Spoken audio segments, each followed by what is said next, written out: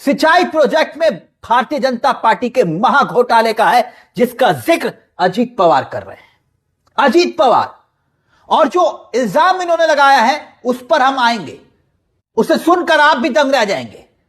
यानी बीएमसी चुनाव के नतीजे और दूसरी तरफ अजीत पवार का सीधा डायरेक्ट मोदी और अमित शाह को निशाने पर लेना और चौराहे पर इल्जाम लगाना, भ्रष्टाचार जैसे संगीन इल्जाम के। अब सवाल यह कि अजीत पवार ने भारतीय जनता पार्टी पर इस महाभ्रष्टाचार और घोटाले का इल्जाम अभी ही क्यों लगाया? बीएमसी चुनाव के नतीजे और ठीक उसी वक्त क्या चाचा और भतीजा यानी कि शरद पवार और अजीत पवार भारतीय जनता पार्टी के साथ कोई बड़ा खेल करने जा रहे हैं, या फिर खेल होने जा रहा था उसे रोकने की कोशिश? क्या बीजेपी के खिलाफ अजीत पवार ने एक ऐसा बिगुल बजा दिया है जिसकी धुन इस वक्त दिल्ली वालों को हिला रही है, दिल्ली के तख्तो ताज को हिला रही है? महाराष्ट्र की सरकार पर उसका असर पड़ना तय है। आप गौर कीजिए, जिस भ्रष्टाचार को अजीत पवार के ऊपर मोदी और अमित शाह और देवेंद्र फडणवीस ने थोपा था ना, कि कहा था ना ये भ्रष्टाचारी है, चक्की पीसिंग एंड पीसिंग, और वही अजीत पवार कह रहे हैं मेरे पास सिंचाई प्रोजेक्ट में बीजेपी के घोटाले की फाइल है, सबूत है मेरे पास। यही अजीत पवार कह रहे हैं। अभी तो इनका बयान मैं आपको सुनाऊंगा। और अब सवाल यह कि इल्जाम, आप ही से सवाल दोस्तों, कि अगर यही इल्जाम अगर इंडिया गठबंधन के किसी सहयोगी ने दूसरे सहयोगी पर लगाए होते, तो जैसे आरजेडी ने कांग्रेस पर या सपा ने कांग्रेस पर, तो क्या होता? देश की होनहार मीडिया इस बयान पर टूट पड़ती जो अजीत पवार ने जैसे दिया है ना, कोई इंडिया गठबंधन का सहयोगी अगर देता, टूट पड़ती। लेकिन यहां देश की होनहार मीडिया का कोई चैनल चू तक नहीं कर रहा। क्यों? क्योंकि इल्जाम भारतीय जनता पार्टी पर है। दोस्तों नमस्कार, नेक्सन न्यूज़ के खास बुलेटिन में आपका स्वागत है। दोस्तों आज के वीडियो में हम बात करेंगे महाराष्ट्र की राजनीति के बारे में। जब से महाराष्ट्र के उप मुख्यमंत्री अजीत पवार की एक प्लेन क्रैश एक्सीडेंट में दर्दनाक मौत हो गई, तब से वहाँ की राजनीति में उबाल आ चुका है। देश और पूरे खास तौर से महाराष्ट्र में इस बात की चिंता जताई जा रही है कि क्या एक बार फिर से एनसीपी का विघटन होने वाला है। 2-3 साल पहले शरद पवार की पार्टी, जो कि नेशनल कांग्रेस पार्टी के नाम से जानी जाती है, उसको उनके भतीजे अजीत पवार ने दो फाड़ में कन्वर्ट कर दिया। यानी कि एक धड़ा, पार्टी का एक धड़ा और कुछ नेता अजीत पवार के साथ चले गए और कुछ लोग शरद पवार के साथ में हैं। लेकिन इस हवाई हादसे के बाद से अब ऐसा लगने लगा है कि एनसीपी में फिर से अजीत पवार की पार्टी, जो कि नेशनल कांग्रेस पार्टी के रूप में जानी जाती है, चुनाव आयोग ने उन्हें रियल एनसीपी का दर्जा दिया है। क्या एक बार फिर से टूटने जा रही है? अब आप ये कहेंगे कि ऐसा क्या हो रहा है कि एनसीपी फिर से टूटने जा रही है। उसका कारण इस तरीके से लोग चर्चा में चल रहा है कि एनसीपी ने अजीत पवार की पत्नी सुनेत्रा पवार को उप मुख्यमंत्री बनाने की मांग कर दी है। महायुति सरकार में अजीत पवार उप मुख्यमंत्री के रूप में काम कर चुके हैं। दिलचस्प बात यह है कि अजीत पवार अपनी सक्रिय राजनीति के दौरान 6 बार उप मुख्यमंत्री बन चुके हैं। उनकी मंशा, उनकी जो मंशा थी मुख्यमंत्री बनने की, जीते जी पूरी नहीं हो सकी। इस बात का अफसोस शायद उन्हें रह गया हो।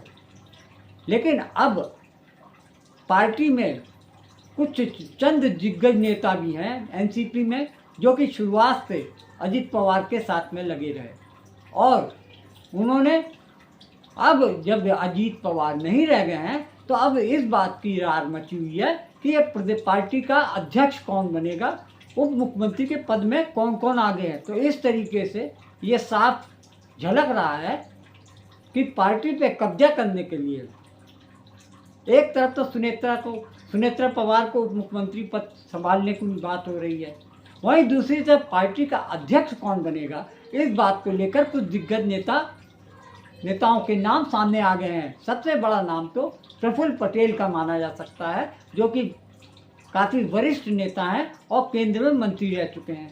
वहीं दूसरी तरफ छगन भुजबल का भी नाम आ रहा है। छगन भुजबल पहले शिवसेना में थे, कई बार कई जगह की पार्टी बदलने के बाद वो एनसीपी अजीत पवार के साथ में दिख रहे हैं। अब ये हालात दिख रहे हैं कि जब शरद पवार की एनसीपी टूट सकती है, वो भी बीजेपी के प्रयासों द्वारा, तो क्या अजीत पवार की पार्टी को तोड़ने में बीजेपी को देर लगेगी? सभी विशेषज्ञ मानते हैं कि भारतीय जनता पार्टी इस बात में, इस कला में पारंगत है। जैसे कि न केवल महाराष्ट्र में उन्होंने 2 पार्टियां तोड़ी, शिवसेना और एनसीपी, बिहार में भी पार्टी तोड़ी है। जैसे कि लोजपा, लोक जनशक्ति पार्टी, रामविलास पासवान की पार्टी को उन्होंने जिस चतुराई से 2 फाड़ कराए, उसकी लोग आज तक याद रखते हैं। और दिलचस्प बात यह है कि उन रामविलास पासवान की पार्टी तोड़ने में भारतीय जनता पार्टी का हाथ होने के बावजूद इस समय रामविलास पासवान का बेटा केंद्र में कैबिनेट मिनिस्टर है और एनडीए का बड़ा दल माना जा रहा है। इस बात में एक बार फिर से यह आशंका जन्म ले रही है कि क्या भारतीय जनता पार्टी एनसीपी के धड़े को, पार्टी को एक बार फिर तोड़ने का प्रयास कर सकती है। कारण ये है कि जो कोई नेता, विधायक या एमपी होता है तो वो सत्ता सुख लेने के लिए ही ये सब करता है। भारतीय जनता पार्टी महायुति में सबसे बड़ा धड़ा है और विधायक और नेता ये चाहेंगे कि उनका सत्ता सुख बना रहे। तो हो सकता है कि जो 41 विधायक में से 10-15 विधायक भी टूटकर अगर महायुति में भाजपा के कोटे में चले जाते हैं तो भाजपा तो और भी मजबूत हो जाएगी। और इस बात की पूरी आशंका दिख रही है कि भारतीय जनता पार्टी ऐसा करने वाली है, यानी कि नेशनल कांग्रेस पार्टी एक बार फिर से टूट सकती है। इस बात की चर्चा पूरी राजनीति में सुनी जा रही है। ममता बनर्जी ने कहा कि अजीत पवार कह की रही है सर कि जो अजीत पवार जी का प्लेन क्रैश हुआ है उसकी जांच होनी चाहिए पूरे मामले की और सुप्रीम कोर्ट मॉनिटर होनी चाहिए जांच। साजिश भी बता रही है ममता बनर्जी। साजिश स्वाभाविक है क्योंकि बहुत बड़े नेता थे, डिप्टी सीएम कई बार रहे वो, और महाराष्ट्र के बहुत लोकप्रिय नेता रहे।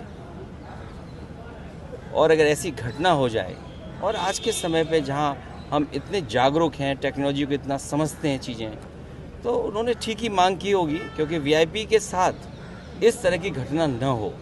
तो एक बार को ये बात तो साफ होनी चाहिए कि आखिरकार ये घटनाएं क्यों हुई। पूर्व में भी कई हमारे वीआईपी इसी तरह उनकी जान गई है। तो आखिरकार ऐसी जांच हो जिससे निष्पक्ष पता लगे कि आखिरकार घटना किस वजह से हुई। क्या आपको भी इसमें सर साजिश लगता है? करेगा वो सत्ता में कभी वापस नहीं लौट सकता। हाँ, तो ये तो आपने एकदम ठीक कहा, इसलिए ठीक कहा।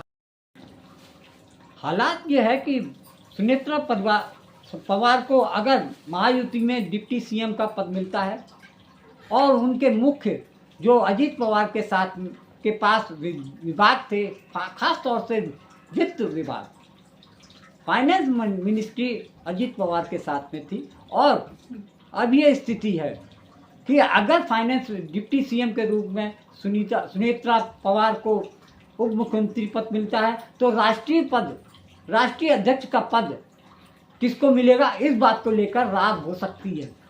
क्योंकि एक साथ दो पद संभालेंगी तो हो सकता है कि नेशनल कांग्रेस पार्टी के जो बड़े दिग्गज नेता हैं इस बात को लेकर उनका विरोध करें। फिर एक तरीके से एनसीपी बुरे चक्र में फंस गई है। जब तक नेता के रूप में, पार्टी अध्यक्ष के रूप में अजीत पवार थे, तब तक पार्टी संतुलित थी, उसके नेता आपस में भेदभाव नहीं रखते थे। लेकिन अब माहौल बदल चुका है, अजीत पवार अब इस दुनिया में नहीं रहे हैं। और दूसरी सबसे बड़ी चीज़ ये है कि सुनेत्रा पवार को कोई राजनीतिक अनुभव नहीं है, ना उनके बच्चों को। इस मामले में प्रफुल्ल पटेल, छगन भुजबल और बहुत सारे नेता जो कि सुनेत्रा पवार से ज़्यादा अनुभव रखते हैं, राजनीतिक कैरियर उनका लंबा है। इस बात को मैं एनसीपी फिर से शिकंजे में फंस सकती है। हो सकता है एक बार फिर से पार्टी टूटकर भारतीय जनता पार्टी में मिल जाए।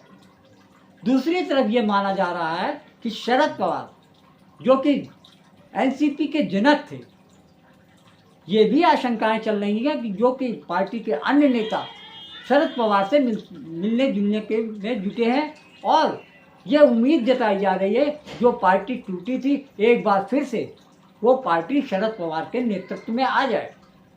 राजनीति आशंकाओं का खेल है, इस बात से इनकार नहीं किया जा सकता। ये समझ लीजिए कि लौट के बुद्धू घर को आने वाली स्थिति हो सकती है। साफ है शरद पवार पूरा कोशिश करेंगे कि सुनेत्रा पवार को की पार्टी को वो अपने साथ मर्ज कर लें और भारतीय जनता पार्टी का विरोध करें या एनडीए में वापस आ जाएं, क्योंकि ये पहली बार मौका नहीं आया है कि शरद पवार एनडीए में शामिल नहीं रहे हों। और शरद पवार के बारे में ये कहा जाता है उनकी राजनीतिक सोच को समझ पाना दुनिया में कोई भी व्यक्ति उनको इस बात की गारंटी नहीं ले सकता। खुद अजित पवार ने एक प्रेस इंटरव्यू में कहा कि शरद पवार जी को की चाल, दिमाग और उनकी सोच उनकी पत्नी भी नहीं समझ सकती, मैं तो क्या उनकी मेरी चाची भी नहीं समझ सकती है। इस तरीके से ये साफ माना जा रहा है कि महाराष्ट्र के चाणक्य के रूप में शरद पवार जाने जाते हैं, जैसे कि भारतीय जनता पार्टी में चाणक्य रूप में अमित शाह को माना जाता है, वैसे ही राष्ट्रीय स्तर पर भी शरद पवार के मुकाबले राजनीति करने वाला कोई भी व्यक्ति नहीं दिख रहा है फिलहाल। तो ऐसे में ये उम्मीद की जा रही है कि एनसीपी एक बार फिर से जुड़ सकती है, शरद पवार का परिवार एक हो सकता है। लेकिन दूसरी तरफ इस बात की भी आशंका जताई जा रही है कि भारतीय जनता पार्टी एक बार फिर एनसीपी को तोड़ सकती है, उनके विधायकों को अपने में शामिल कर सकती है। इसी आशंकाओं के बीच में ये चर्चा आ गई है कि सुनेत्रा पवार को महायुति सरकार में डिप्टी सीएम का पद दिया जा रहा है।